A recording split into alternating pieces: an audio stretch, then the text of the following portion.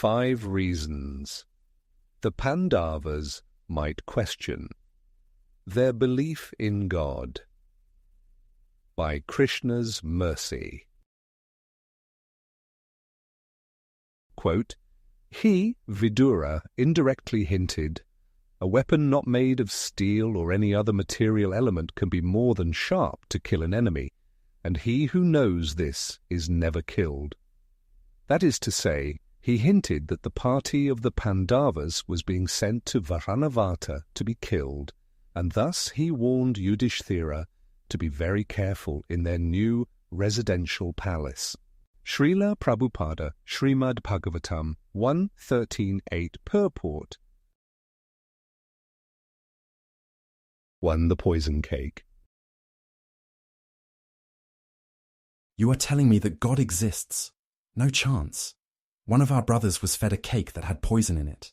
After suffering the effects, he was dropped into a body of water. Somehow, by the greatest stroke of luck, he was saved. Snakes were biting him in the water, and their venom ended up counteracting the poison. Otherwise, he was doomed.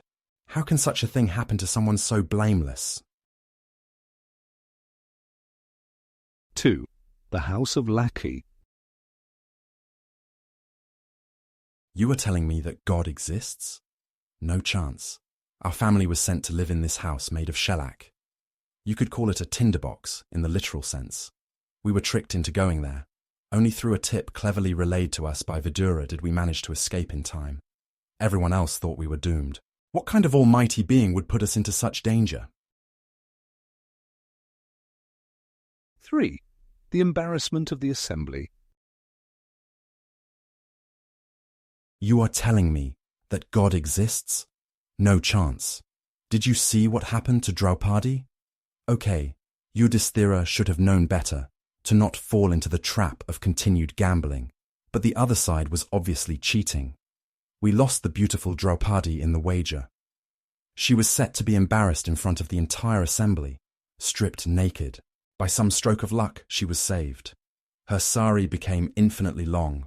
We don't really know what happened, but there is no way that a benevolent figure above the clouds could allow us to be in the line of fire of such evil. 4. Risking the wrath of Durvasa Muni. You are telling me that God exists? No chance. Did you see how we narrowly avoided the wrath of Durvasa Muni? He is known for cursing people too. He was set to enjoy a meal at our hermitage, but we were out of food. There was no easy way to cook a feast for so many people. Somehow the sages decided to not return from their bath in a nearby river. We're not entirely sure what happened, but we really dodged a bullet. God would surely never put someone into such danger. 5. Having to go to war. You are telling me that God exists? No chance. Our family suffered for so long. The other side should have returned what they stole. Instead, we had to go to war. We had to risk everything in order to deliver justice. If God is all-powerful, why didn't he fight the battle for us? Why didn't he take care of everything? Tasmat tvamuttishth yasho labhasva jitva shatrun bhunkshva rajyam samriddham mayaivaite nihataha purvam eva nimitta matram bhava savyasachin. Quote, therefore get up and prepare to fight. After conquering your enemies, you will enjoy a flourishing kingdom. They are already put to death by my arrangement, and you, O Savyasachin, can be but an instrument in the fight. Lord Krishna, Bhagavad-gita 11.33. This has been one of the steady points of criticism from the other side. When one person narrowly escapes danger, when they feel blessed by the outcome to a certain situation, they will reference God, the Almighty, or the invisible hand of an all-benevolent figure who was somehow watching over them. These sentiments are usually accepted without issue, as others have their own experiences against which to compare. The exception is the side which criticizes. Their strongest argument is the selective application of divine intervention as defined by the person who was saved. If one person appreciates God for sparing them a calamity through avoiding an accident of some sort or overcoming a debilitating illness, then why is the same correlation absent in the initial involvement? In other words, if I praise God for saving me, why do I not curse him for putting me in the predicament to begin with?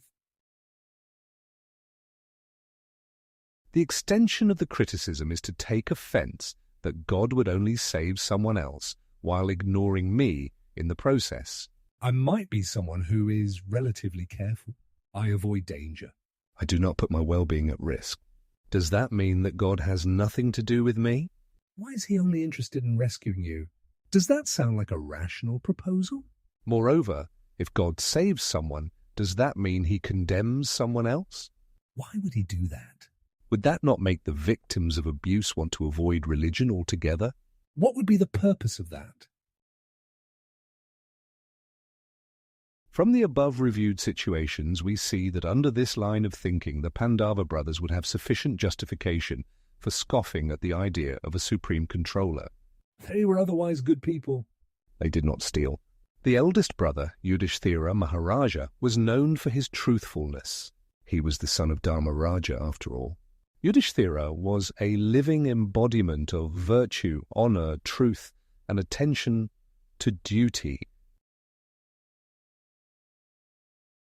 It almost appears as if the Pandava brothers became targets due to their very allegiance to goodness. There is the saying that nice guys finish last. The Pandava brothers were abused, and repeatedly at that.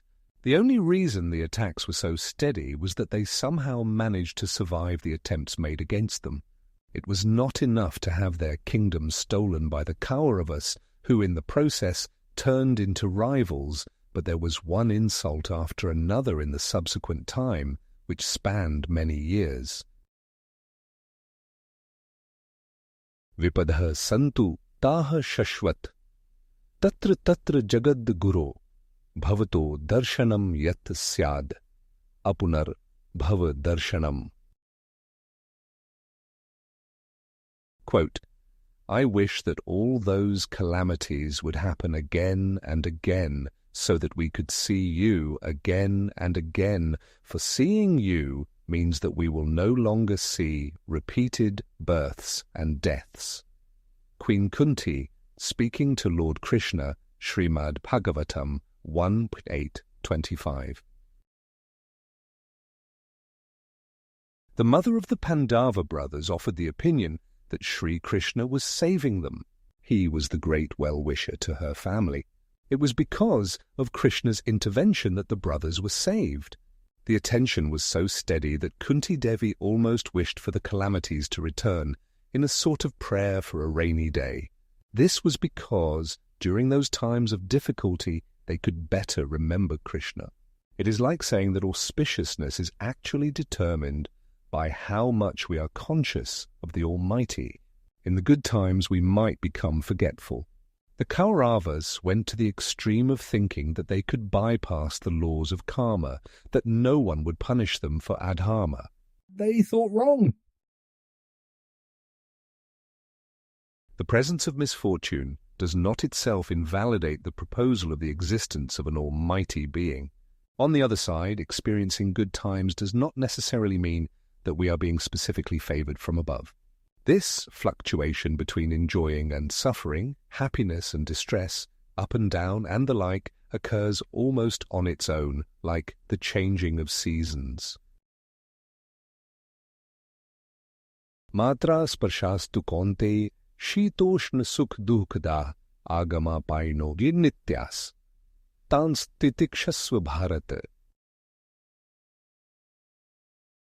Quote, O son of Kunti, the non-permanent appearance of happiness and distress, and their disappearance in due course, are like the appearance and disappearance of winter and summer seasons. They arise from sense perception, O scion of Bharata, and one must learn to tolerate them without being disturbed. Lord Krishna, Bhagavad-gita 2.14. The Supreme Lord generally sits above this system. It is like watching children play in a sandbox. In this case, they get to stay in that play area for as long as they wish. That desire can extend across countless lifetimes, until finally their eyes are open to the truth that consciousness of God is the only way towards eternal happiness. The Pandava brothers were fixed in that consciousness, and so they were liberated even prior to leaving this world.